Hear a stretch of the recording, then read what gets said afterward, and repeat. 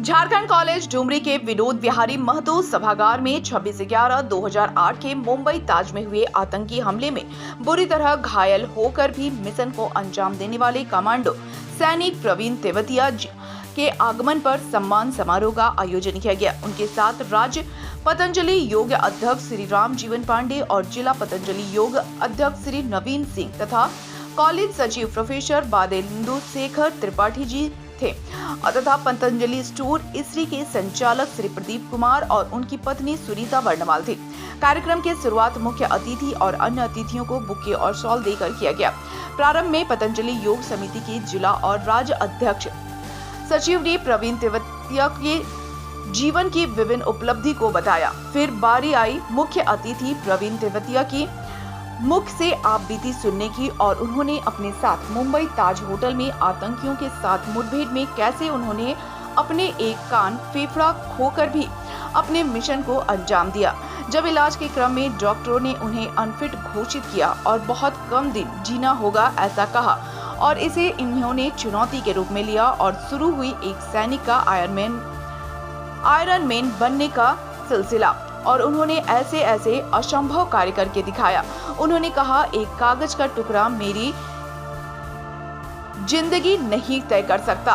ये हमारे और आपकी कठिन मेहनत है। जो आप अपना बनना चाहते हैं वो बनते हो।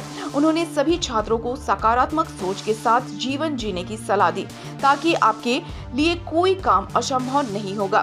कंफर्ट जोन में जीने की आदत छोड़ना होगा और उससे बाहर आकर काम करना होगा, तभी जीवन में कुछ पाओगे। मंच संचालन प्रोफेसर राजेश प्रसाद, धन्यवाद ज्ञापन प्राचार्य प्रोफेसर प्रमोद कुमार सिन्हा ने की। कार्यक्रम का आयोजन झारखंड कॉलेज डुमरी और पतंजलि परिवार इसरी डुमरी के संयुक्त तत्वाधान में आयोजित किया गया। कार्यक्रम में doctor Munilal Thakur, doctor Sujit Mathur, professor Ghanshyam Yadav, doctor Badri Narayan Prasad, professor Manoj Singh, doctor Amita Mishra, Shri Kailash Chaudhary, Shri Sumit Kumar, NCC के छात्र छात्रा और कुछ अतिथि गण मौजूद थे।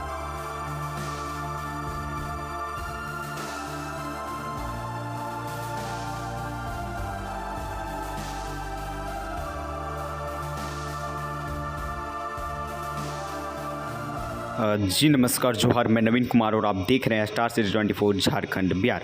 हालांकि मैं अभी गिरिडीह ज़िले के अंतर्गत डुमरी प्रखंड के झारखंड कॉलेज डुमरी में मौजूद हूं और आज यहां पर एनसीसी और एनएसएस के सभी कैंडिडेट के साथ में एक महत्वपूर्ण बैठक किया गया।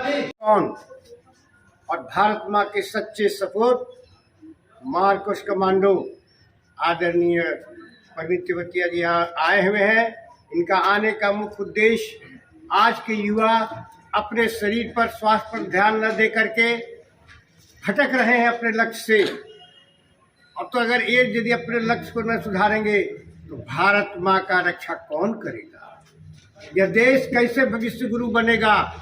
इसलिए युवा कैसे योग से जुड़े, अपने स्वास्थ्य के प्रति कैसे जागरूक हो, इस चलते आए हैं। और इनसे बड़ा कोई आइकॉन विश्व में नहीं है कि योग के माध्यम से एक फेफड़े का व्यक्ति, यही फेफड़ा इनका कैसे हुआ, क्या हुआ आपको पता है? 26/11/2008 के ताज होटल में जो आतंकवादियों ने कब्जा किया था, ताज होटल को मुक्त कराने के लिए, और उतने गणमान्य व्यक्ति वहां फंसे हुए थे, उनको अपने फेफड़े को दान करके, भारत माँ के लिए कान को दान करके, 4-4 गोली खा करके उन लोगों को बचाया, ताज को मुक्त किया। या ऐसे व्यक्ति विश्व का आयरन मैन बने। आयरन मैन बनना कोई आसान बात नहीं है। जो व्यक्ति लगातार 4 किलोमीटर समुद्र में तैरेगा, तैर के उठेगा, 180 किलोमीटर साइकिलिंग करेगा और 180 साइकिलिंग करने के बाद 42 किलोमीटर का मैराथन करेगा और उसे 17 घंटा में करना है। लेकिन गर्व का विषय है, हमारे प्रवीण जी मात्र 14 घंटा में पूरा किए, और एक बार नहीं 3 बार। ये इंडिया में नहीं होता है, मलेशिया, साउथ अफ्रीका और अमेरिका में इन्होंने उपाधि प्राप्त की है। और मजे की बात तो अब है कि फिर से चौथा आयरन के लिए ये 27 अप्रैल को यहाँ से जा रहे हैं ऑस्ट्रेलिया। और मुझे विश्वास है हमारे देश के योद्धा चौथा आयरन बन के आएंगे। आखिर हुआ है कैसे? इसका मुख्य कारण है योग। यही योग के प्रचार के लिए स्वामी रामदेव जी की प्रेरणा से पूरे भारतवर्ष में घूम रहे हैं। आज गिरिडीह के आने के क्रम में इस कॉलेज परिसर में आकर के यह ऐतिहासिक दिन रचा गया। जितने लोगों ने इस कार्यक्रम में भाग लिया इतिहास के पन्नों में अपना नाम दर्ज कराया। जय हिंद, जय भारत। जी, अभी हमारे साथ मौजूद हैं परवीन तिरदिया सर, और उनसे भी हम जानेंगे क्या कुछ है। और एनएसएस के कैडेट होते हैं, मैं उन सभी का और कॉलेज स्टाफ का, जो झारखंड कॉलेज है डुमरी, सभी का बहुत बहुत तहे दिल से शुक्रिया अदा करना चाहता हूँ कि उन्होंने अपने कीमती वक्त में से हमें थोड़ा सा वक्त दिया। और मेन प्रचार था कि आज के जो युवा है वो बहुत ज़्यादा नशे की तरफ, तम्बाकू की तरफ, बीड़ी सिगरेट की तरफ ज़्यादातर मुड़े हुए हैं और अपने फिजिकल एक्टिविटीज़ को उन्होंने कम कर दिया है। 1 किलोमीटर भी जाना हो तो वो मोटरसाइकिल के कान ऐंठते हैं या फिर अपनी गाड़ी 4 पहिया पे चलते हैं। आजकल फिजिकल एक्टिविटीज़ कम होने की वजह से बहुत लोग अनहेल्दी होते जा रहे हैं और अपनी जो फिजिकल एबिलिटी है उसको खोते हुए जा रहे हैं। तो इसी के कार्यक्रम के ऊपर था कि योग के द्वारा हम अपनी हेल्थ को कैसे पा सकते हैं और हेल्थ के साथ साथ अपने जो बैरियर हैं, अपने जो कंफर्ट जोन है लोगों के, उनको कैसे तोड़ा जा सकता है, इसी के ऊपर पूरी चर्चा है। प्लस मार्कोस के बारे में थोड़ी सी हमने नॉलेज दी, सेना के बारे में थोड़ी नॉलेज दी, ताकि हमारे जो युवा हैं वो भारत माँ की सेवा के लिए किसी भी सर्विस में जाकर कुछ भी बनकर अपने भारत माँ की सेवा कर सकते हैं। सर, अभी आप जो आए हुए हैं, कितने दूर से यहाँ पे आए हैं? ये हमारा झारखंड में प्रवास चल रहा है। पिछले 10 तारीख से मैंने झारखंड में एंट्री की थी गढ़वा से, और गढ़वा से घूमता हुआ मैं गिरिडीह पहुँचा हूँ। और आज हम आए थे बोकारो में, योग शिविर था हमारा सुबह, वहाँ पे करीब 1000 लोगों ने वहाँ पे पार्टिसिपेट किया था। और कल जो सुबह रहेगा वो गिरिडीह में रहेगा हमारा योग शिविर। तो मैं चाहूँगा कि जितने भी युवा साथी हैं हमारे, वो आएँ और अपने फेफड़ों की जो क्षमता है वो हमें दिखाने की कोशिश करें, हम भी देखें कि आपके फेफड़ों में कितनी ताकत है। जी, धन्यवाद सर। और अभी हमारे साथ एनसीसी के एनओ सर मौजूद हैं, क्या कुछ कहेंगे जानते हैं, जिससे बताइएगा क्या कुछ कहेंगे। ये हमारे कॉलेज के लिए आज का दिन बहुत ही ऐतिहासिक और सौभाग्य की बात है कि भारतीय सेना में अदम्य साहस और अतुलनीय योगदान के कारण इन्हें शौर्य चक्र से सम्मानित किया गया और आर्य आयरन मैन के नाम से प्रसिद्ध हुए। ऐसे महानुभाव, ऐसे महापुरुष हमारे कॉलेज में इनका शुभागमन हुआ। और हमारे कॉलेज के जितने एनसीसी कैडेट्स और एनएसएस के वॉलंटियर्स हैं और छात्र छात्राओं को इन्होंने उद्बोधन किया, अपना मार्गदर्शन जो दिया, अपना अनुभव साझा किया, यह बहुत ही प्रेरणादायी, ओजस्वी और देशभक्ति से ओतप्रोत इनका उद्बोधन रहा। और इसके लिए हम कॉलेज परिवार की ओर से इनको बहुत बहुत धन्यवाद, साधुवाद इनको देते हैं। और इनका लाभ हमारे कॉलेज परिवार, कॉलेज के छात्रों को अवश्य मिलेगा। धन्यवाद। साथ सर मौजूद हैं, उनसे हम जानेंगे और बात करेंगे। जी सर, सबसे पहले अपना परिचय के साथ बताइएगा। मैं नवीन कांत सिंह, 20 साल सेवा सेना में रहा है। 2007 में रिटायरमेंट के बाद योग से जुड़ा और योग के माध्यम से अपने आप को भी स्वस्थ किया है। साथ ही पूरे ज़िले में योग का प्रचार प्रसार का दायित्व है। तो मैं डुमरी के युवाओं से निवेदन करता हूं कि जब भी इस योग के लिए आपको कोई प्रशिक्षण की आवश्यकता हो, मैं एनएसएस और एनसीसी के कैडेट से वादा करता हूं, जब भी आप याद करेंगे योग को सिखाने के लिए, बताने के लिए, एक वैज्ञानिक दृष्टिकोण से, आध्यात्मिक दृष्टिकोण से, शारीरिक दृष्टिकोण से हमारे लिए क्यों जरूरी है, इसको जरूर जानने का प्रयास करें। जी, धन्यवाद सर। और जो हमारी बोट होती है वो भी ऊपर से ही पैराशूट के द्वारा ही समुद्र में फेंकी गई है। पहले बोट आई, उसके साथ साथ फिर कमांडो आए और बोट को उन्होंने वहां से रिलीज किया और अपने वेपन वगैरह सब लेकर उस जहाज पर चढ़े और उस जहाज को घेरा और उन पायरेट्स को वहां पर क्या किया, अरेस्ट किया और बाकी जो लोग थे उनको वहां पर बचाया। ये अपनी तरह का दुनिया का आज तक का इंडिया का सबसे कठिन ऑपरेशन में से एक है और मैं उसमें एक्सपर्ट हूं। आप सोच सकते हो कि की पानी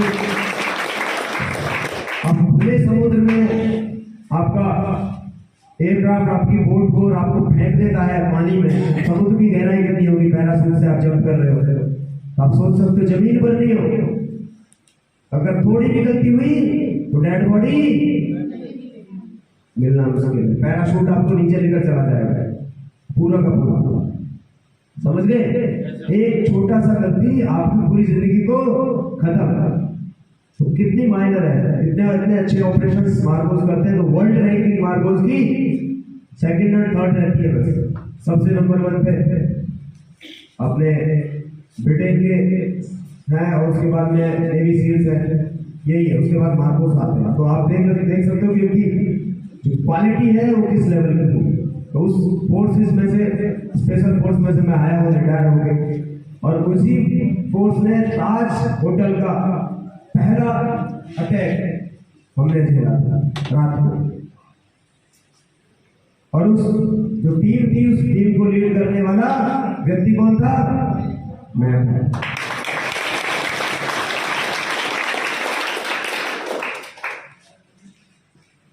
और मेरा जो एनकाउंटर था, पूरी ब्रीफ अगर जाओगे तो यूट्यूब पे बहुत पड़ा हुआ है, आप मार्कोस प्रवीण डालोगे तो आपको मेरा यूट्यूब चैनल भी मिलेगा और बहुत सारे वहाँ पर आपको सब मिल जाएंगे। काफी कुछ डिटेलिंग नहीं बताऊंगा, मोटा मोटा बताऊंगा आपको। अंधेरे कमरे में 4 टेररिस्ट के साथ में मेरा एनकाउंटर हुआ, और हम रोशनी से अंधेरे में गए तो कुछ दिखाई नहीं दे रहा। तो पहली गोली जब फायर की टेररिस्ट ने, तो मैंने भी फायर किया, मेरी ट्रिगर पे उंगली थी, AK-47 मेरे पास में भी थी, और पहली गोली कान को फाड़ते हुए लेकर चली गई पूरा, और मैं वहां गिर गया। जब जलन हुई, खून निकला, गरम गरम खून होता है, हीट बहुत ज्यादा होती है, जलन बहुत ज्यादा होती है। एनसीसी वाले बच्चे हैं यहाँ पर, आप में से कोई बता सकता है कि जब AK-47 की गोली पैरल से निकलती है उसका टेम्परेचर कितना होता है? एक बड़ा कठिन क्वेश्चन है, एनसीसी वाले बता सकते शायद, और तो कोई नहीं बता पाएगा। कितना होता है टेम्परेचर?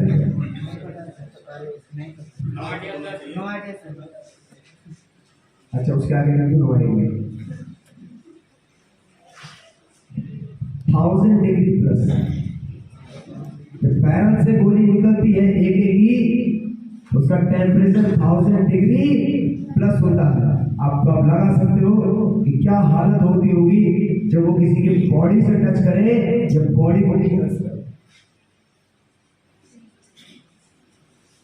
तो अपने आप को संभाला, होश आया, भगवान को थैंक यू कहा। क्यों कहा? क्या था ये? हेडशॉट। अगर 1 mm भी इधर होता तो क्या होता? शहीद प्रदीप थे। ऐसे ही बच गए, संभाला, देखा मेरा बट्टी कहाँ है, तो बट्टी और पूरी टीम बाहर, अब हम अकेले संभाला। तो एक